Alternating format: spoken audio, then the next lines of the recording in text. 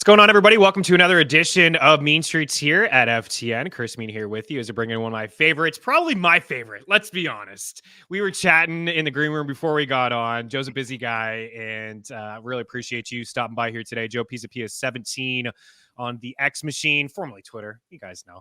Of course, the man behind FantasyPros, rocking the shirt. He's got the baseball podcast. He is the host over at FantasyPros and Betting Pros. You can also catch him on Sports Grid TV, and the man behind the fabulous Fantasy Black Book series. Over 500 player profiles, over 100 prospect profiles, relative position value. Get yours today at Amazon.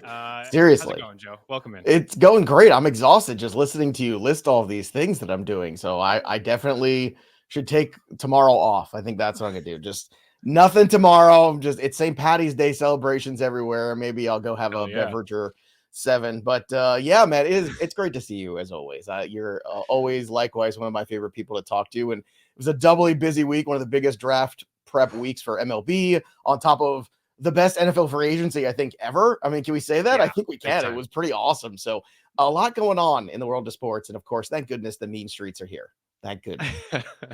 Appreciate you. Yeah, I mean, it is a busy time, right? I mean, March Madness, those that follow the madness. And then, of course, St. Patrick's Day, you and I will be, we won't be together, but we'll be drinking. I think we deserve it after this week. That's what I think. Yeah. Oh, goodness. It's been a hell of a week.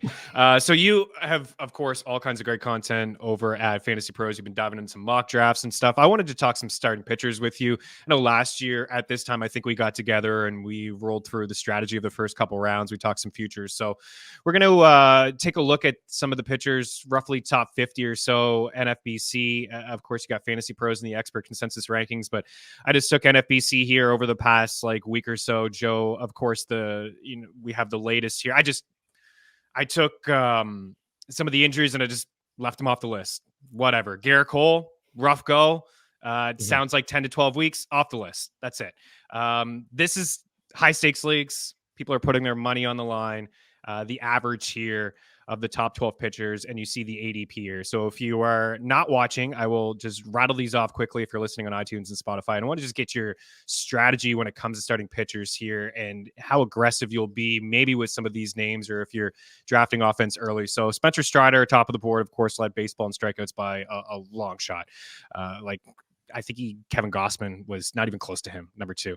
Strider 6.65. I've seen him go as early as 2, Joe. I've seen him not even go in the top 12 picks in the first round. Corbin Burns next, now a member of Baltimore. Zach Wheeler, Luis Castillo. You got Yamamoto there of the Dodgers, who's the favorite to win Rookie of the Year in the NL. Pablo Lopez, George Kirby, Tyler Glasnow. So 2 Dodger pitchers in the top 10. Zach Gallen, Kevin Gossman, who's really just fallen down draft boards with a dead arm. He did say he's expected to be ready for opening day, but we'll see what happens there. Tariq Skubal and Logan Webb. You're looking at this board. You are all about tiers and finding value at positions. What's your strategy when it comes to starting pitchers? How aggressive are you? And do you want to get 1 or 2 of those top 10 arms?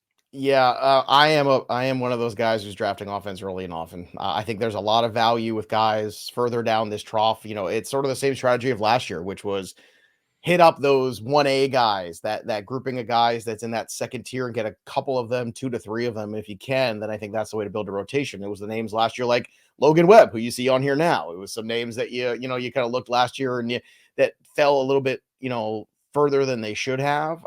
Freddie Peralta, another great example too of another name that lasted way too long. And I'm looking at this list and you already see Garrett Cole out 1 to 2 months, but I mean, I think we're all banking on the year. It's just difficult to make this kind of a big investment. And I understand the NFBC, it's deeper leagues and different formats. And, the dominance of a Spencer Strider, I understand. So if you can get him at the turn, that's great. But obviously that's tricky draft to do. Corbin Burns, in a good situation here in Baltimore, certainly a little bit of a fresh start for him, which I think is probably a good thing. But, Yamamoto, unproven. Castillo, very solid. I love Castillo, but do I want to pay the 32nd pick overall? I don't know if he moves the needle enough for me for that sort of draft capital when we're talking about some of the offensive players that are on the board. Zach Gallen, a guy who threw 243 innings last year combined. I'm terrified of Gallen this year. Gossman already having the dead arm. Tariq Skubal only threw 109 innings. They were brilliant, but again, 109 innings. So George Kirby, Tyler Glasnow, those are the guys that stick out to me in terms of, all right, we're pushing into the 4th round. Sometimes those guys last a little bit longer than they should. That's an interesting start if you want to start jumping into the starting pitcher pool. To me, I think that's a grouping where I'm looking for. Otherwise, when you start looking at Logan Webb and probably the next group of this slide of starting pitchers, I think that's where I'm more comfortable. Not to mention, you've got a great group of guys here that are going much later around pick 100 that I think have the upside to crack this top 12. And you can't say that every year, but last year you could. And I think this year you can as well. Yeah, and here we go. I mean, outside the top 12, and I think as well, the strategy that you have is the same strategy that I have. It's just offense early and often. Again, I have nothing wrong with Spencer Strider. They're like he's elite. I know that he slowed down in the second half. The strikeouts are certainly there, but you are just missing out, I think, on a lot of offense.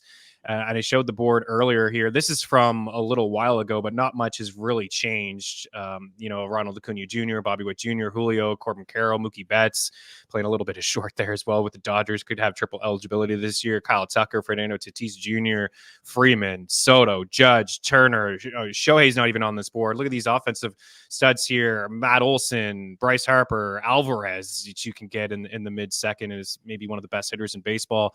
Could lead the bigs in homers. It's just a lot of appealing bats here in the first 24 picks. And I've noticed that I think a lot of people have maybe a similar strategy as us. Is that pitchers are kind of getting pushed down the board and then they're attacking them maybe in the third and the fourth round as their first arm. And then these are some of the options available to you. You mentioned Freddie Peralta, Framber Valdez, Aaron Nola, Max Fried. What do you make of these four arms all in a row at pick 57, 58 on average? Is this where you'd like to live for your SP1? Love this group, Chris. I love Peralta. I think he has a chance if Strider should befall an injury to lead the National League in strikeouts this year. Aaron Nola, 200 strikeouts every single year. The ERA fluctuates, but some of the deeper stats will tell you that Nola's ERA should have been a little lower last year. Grayson Rodriguez, I think, is ready. You're getting an opportunity here to take Grayson Rodriguez and Bobby Miller as almost the 20th pitcher overall. And I think both those guys are ready to be fantasy aces now, and it's probably the last time you're going to get that. You can argue that Bobby Miller is the best return on investment of any Dodger pitcher because you don't know what you're going to get out of Kershaw. You don't know what you're going to get out of the guys in the back end of the rotation. And then that front end, you're paying a premium. You're paying for Yamamoto to be that guy. And maybe he will be, probably, but it's not a lock necessarily. Not to mention what kind of innings is he going to be able to throw you in the first year. Tyler Glasnow, brilliant last year, but again, that was a career high around 120 innings. This is not a guy who's going to throw 200 innings for you. He makes me look nervous. at that group and I'm thinking to myself, you could throw in even names like Michael King, guys like Joe Ryan that I think really have opportunities to outperform their ADP. So I think going for a guy like Peralta, Nola, and then bouncing it back again with Grayson Rodriguez or Bobby Miller over to Cole Ragans too is a very trendy pick nowadays. I think those are the guys that you're really sort of targeting. And then you're taking shots on guys like Musgrove, who pitches like an ace, was just a Cy Young candidate basically a few years ago. And last year was pitching like it before the injury. So I'm perfectly happy taking him. He's been good this spring. Hunter Brown has looked really good. Shane Bieber's looked really good. There's a lot of good arms, including Justin Steele, who gets overlooked every single year. Last year, he's one of my favorite sleepers. This year, he's going as the 26th pitcher. You could see here from the graphic. But Ryan, Steele, Musgrove. I mean, all three of those guys, if you just went crazy pitching there around 100, I'm telling you, I think there's a lot of value to be had. Michael King might end up being the best pitcher in San Diego this year. I don't think that's a hot take. And Bieber said he's healthier than he's been in a long time, and that could be a huge difference maker for Cleveland. Yeah, Bieber does seem like a nice discount. I think I have him in your keeper league for a few bucks. I've had him for a while, and I was hesitant at first, but then I'm like, you know what? I just got to take this guy. Especially in your league, if you don't have a pitcher or two, you're just not going to be able to compete. You got to keep these arms. There's a couple that you mentioned there. One was Michael King. I got some notes on King because I am excited about him, and it's a reliever turned starter. He's got like 4 or 5 different pitches. And, towards the end of last season, the Yankees were putting him in as a starter. And, there was 2 starts in a row against the Jays. It was 13 innings, racked up 21 strikeouts and 1 earned run. And one of those outings, he had 13 strikeouts over 7 innings. He's got the double-digit swinging strike percentage. So really excited about him. And then they just picked up Dylan Cease as well. And I think that, he's a little bit, he's got the high fly ball rate and the walks are maybe a little bit of an issue, but I think it's a better environment for him in San Diego than Chicago. Well, certainly a better offensive environment. Better right? offense, better run support. Better team. Yeah. Look, all the way around. That's another thing too. The White Sox organization is just, hot garbage right now, and they've got a lot of work to do to remake it. And it's not necessarily all their fault. I mean, they did things by the book the right way. They signed these young guys like Robert and Eloy Jimenez, and they thought they were doing the right thing here. Just things have not worked out because of injuries, and Tim Henderson fell off a cliff last year. So yeah, Dylan Cease getting out of there, I think, is a good thing. The Padres are still a really good team, even without Soto. They still have a lot of offense, a good defense, as you mentioned, a decent ballpark factor for him too, probably an improvement. But this is a great grouping of pitchers there where you just feel really good. And I think this is why I attack this and build my rotations in this grouping, because again, you can go ahead, you could get those Peralta or a Nola, then you can go to that next group and get a Bobby Miller or Grace Rodriguez. And then by the time you get into that next tier, you have a great group here. Again, I mentioned, how high I am on Joe Musgrove again. This is a guy who's always going to give you a high strikeout percentage, good ERA and whip numbers. Tanner Bybee, another guy who's been terrific. I know everybody loves Ragans. I'm just a little afraid of what that innings grouping looks like for him. Too. Yeah. But again, at 80, yeah, you're willing to take a risk on it. And, Blake Snell, it's nice to see him finally falling in ADP because it's taken a long time for that to happen. He still hasn't signed. It's the 15th of March. We're recording this. I just don't know. Like, he's going to be behind. There's no way around it. But again, Joe Ryan, Justin Steele, Joe Musgrove. I mean, these are guys along with Michael King that I think are all going to be terrific. And King was a starter in the minor leagues. King could probably go 165 innings this year without a problem. And also, when he made that move to the rotation, his K/9, which is already elite, actually improved. So usually in the bullpen, that number is even higher, but that's how good he was as a starter last year. So the Yankees would certainly be like to have him right now in that rotation after this Cole injury and the rest of the disaster that it looks like right now. Yeah, I'd be interested to see what the Yankees do. I can't believe it. As you said, we're recording on March 15th, and you still have Montgomery and Blake Snell out there. And I'm hearing people like in the labor drafts and NL only and L only, like people are bidding bucks on these guys, not even knowing if they're going to sign with an American League team or a National League team.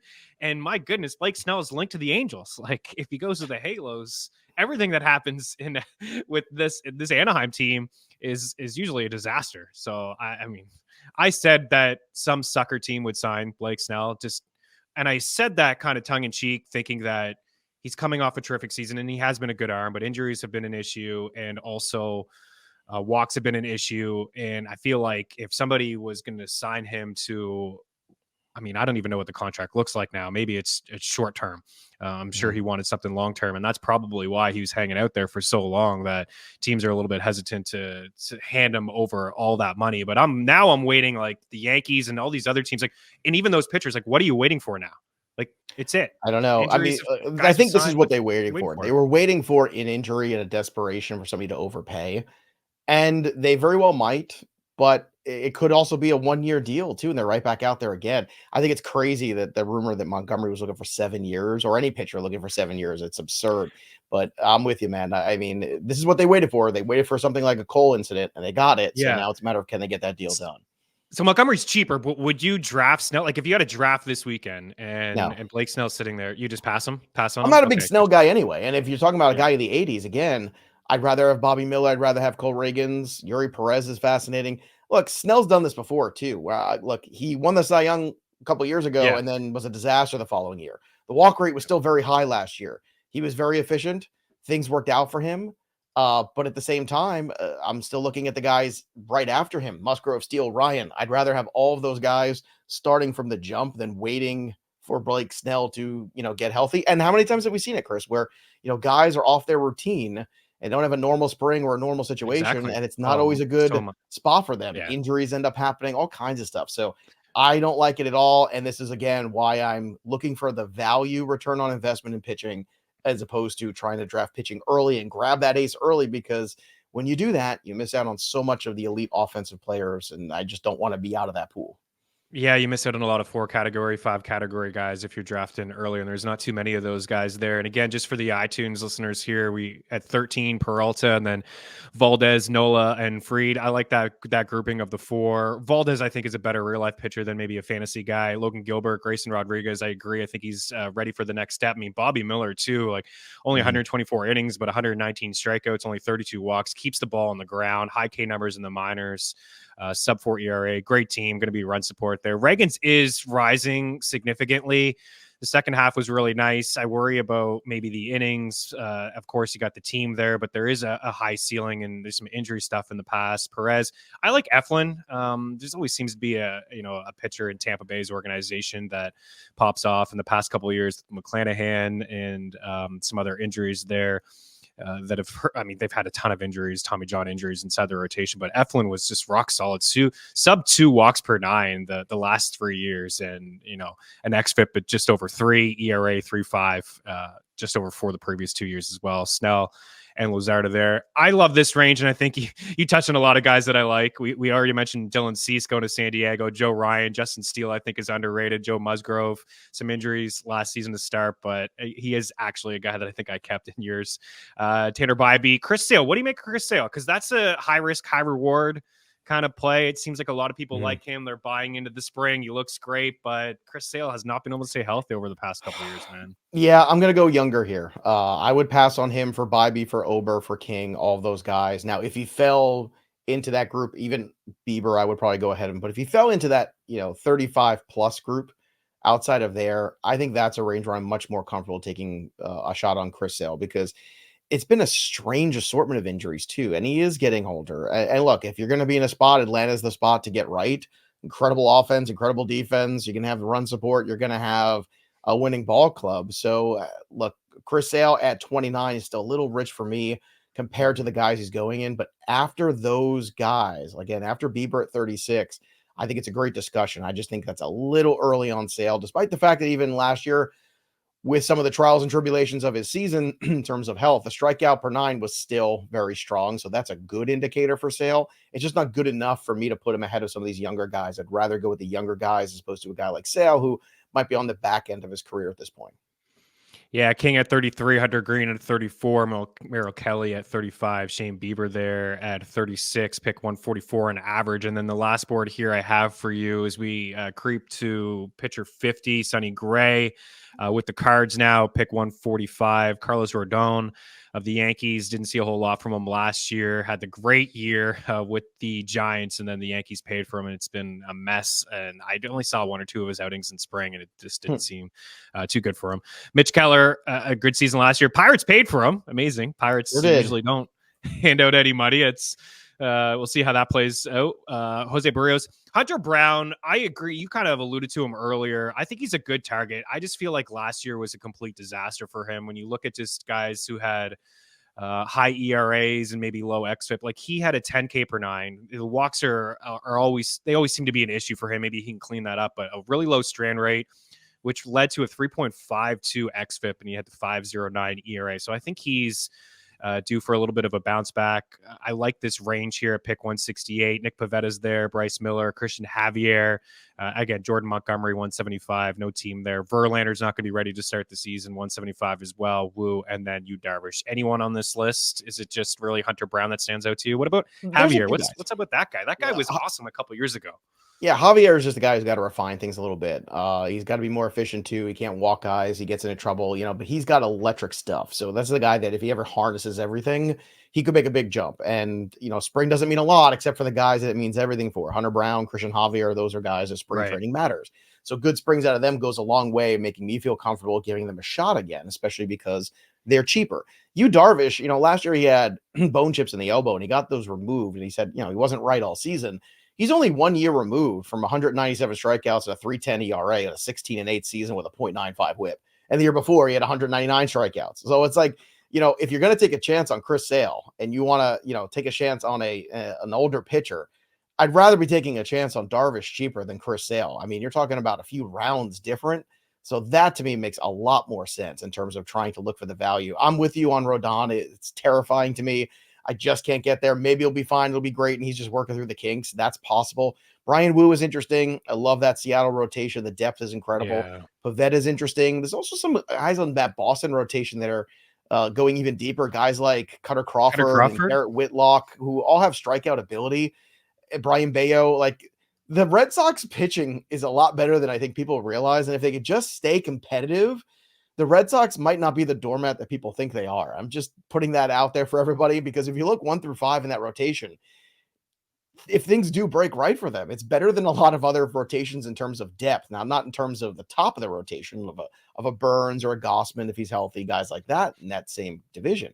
But still, I think Brown, Javier, Verlander, again, intriguing, but the age is really solid on him. You're, in their 40s. That's a tough time there. But Yeah. Darvish to me is another one. If he's healthy, and it seems like he is, what a great opportunity to bounce back at the 179th player overall. That makes a lot of sense to me. Yeah, it does to me as well. I'm glad you mentioned the Red Sox guys because Lucas Giolito goes down, but Cutter Crawford as well. I mean, the 49% fly ball rate last year led to 17 homers. He had the 6-year ERA over 57 innings at home, but on the road, he had 2.49 ERA, 72 innings there. And the second half, opponents slashed 198, 275, and 351. He finished the season with 7+ K in 4 of his last 5 starts and 5 of his last 7. So he was striking out some dudes. He's got a fastball that lives in the mid 90s, a slider, a cutter, a curve, a change. He's got some stuff, man. A 12.5 swinging strike percentage. I think he's a pretty decent target. And then you mentioned Bayo. I think maybe there's room for him to grow. I think also maybe potentially a better real life pitcher, but the opposite of Cutter, like 56% ground ball rate. I'm surprised he allowed so many home runs, and he had a 5.49 ERA in the second half there. But some good stuff, can keep the ball on the ground. If he can limit the walks and maybe get that strikeout rate up to flirting with 9K per nine. I think it was just above 8 last year.